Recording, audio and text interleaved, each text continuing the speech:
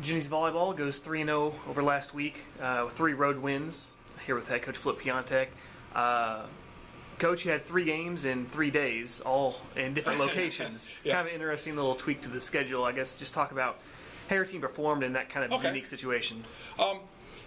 The schedule was set up just as a chance. You know, the postseason tournaments are set up so that you play 3 days in a row. You play a quarterfinals and a semis and a finals, and you really don't know who you're playing the next day. So we tried to approach it so that we were playing somewhat like a quarterfinals at Missouri Southern on Thursday night, and then a semifinals at Central Oklahoma on Friday, and then kind of a finals on Saturday at Pitt. And in reality, the way the teams played, it kind of worked out just about like that.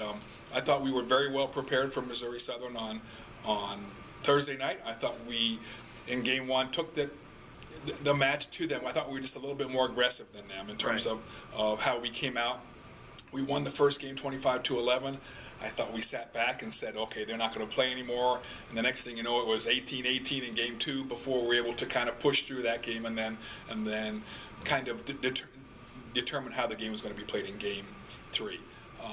We got on the bus Friday morning when we woke up. We did a scouting report on Central Oklahoma.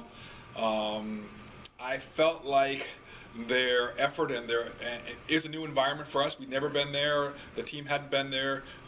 I thought how they responded to that kind of semifinals was very good. Okay, and it helped us that we got off. Our freshman Annie started serving, and before we sat it out, it was 6-0. So that really helped determine the match. Isn't really determined in those first 6 points, but it really was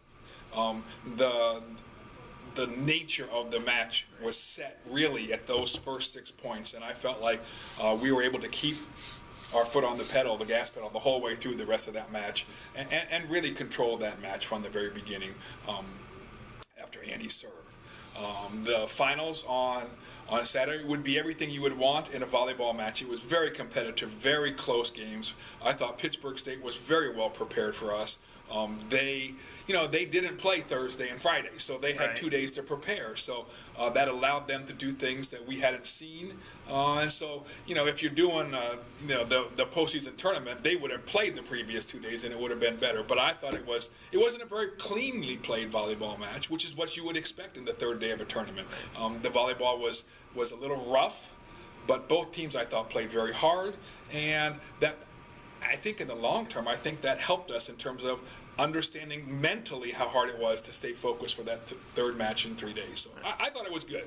Those last 2 matches in particular, pretty good offensive performances from the Jennies, both games finishing with above 300 in your hitting percentage.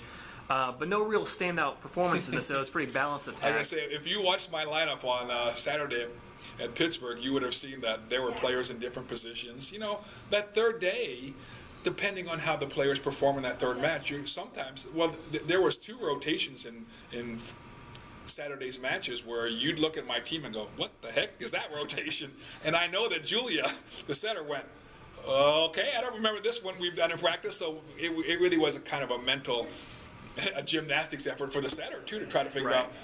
Now we've got different people on the court because of the nature of how they're playing, and this particular player, particularly Lisa, the lefty, when I have her out there in a position where she's not opposite the setter, what kind of set does she require to get the ball? And I thought Lisa did a great job going in a non-traditional position for her. So no, I thought everything. It was interesting, but I thought that the team contribution for the whole weekend was good. Right. Now you come home this weekend. It's the first of a 7-game homestand for you guys. Also, it's the 3rd annual Peggy Martin Challenge this weekend. You're going to be hosting Arkansas Tech, and you're going to actually see Pittsburgh State again this weekend. You know a little bit about the Gorillas already. Have you looked at Arkansas Tech, or could you give any? I got to say, when you came down to the office, that's what I was looking at. Okay, it's a busy week for us in terms of the preparation. Being home is going to be really, really nice for us. The advantage of being home, I think, for us in terms of school and not missing travel dates and staying in the classroom and staying caught up to your work, I think it would be huge. But we have to take advantage of it while we can, because in November we're essentially gone the whole end of the month. The last 6 are on the road almost. So, just through the nature of the schedule, how it worked out, we really need to take advantage of the opportunities that are ahead of us in terms of who we play. So I feel like Arkansas Tech is going to come in. They're playing twice today. my guess is that they're going to win both their matches today. That they'll be they're 13-5 now. I'm going to guess they're going to be 15-5 when they come in here. And learning how to win to get to 15-5 doesn't make a difference who you played or how you played. Your team develops a sense that they're going to be able to control the game, to match the game. And when you watch them on film, that's how they play. They play very confident. They play very in control. I really like their team in terms of the challenge that they're going to present to us. And in terms of as a regional match, we really wanted some of the teams from the Northern Sun in this tournament. Yeah.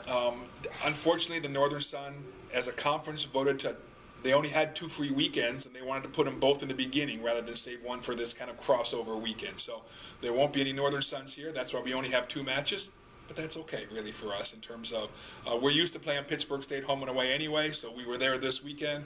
They'll come here, play us. Next year, if something happens in this crossover weekend, I got no problems going to play Pittsburgh again. So, because next year, technically, Pittsburgh would come to us for the conference, but if they have a tournament at their place, I would be more than happy to play them again there. So that's kind of how it works. I really feel like because of the wear and tear on our players, I'm actually okay with not playing 4 matches this weekend in a crossover. Just the recovery time that we have this weekend, and then from this on out, we're going to very stiff competition in the conference after this week. So I'm really, the way things worked out with the schedule, only playing 2 matches. It's not ideal, but given the nature of how we are physically on the team, I think we can take advantage of this weekend.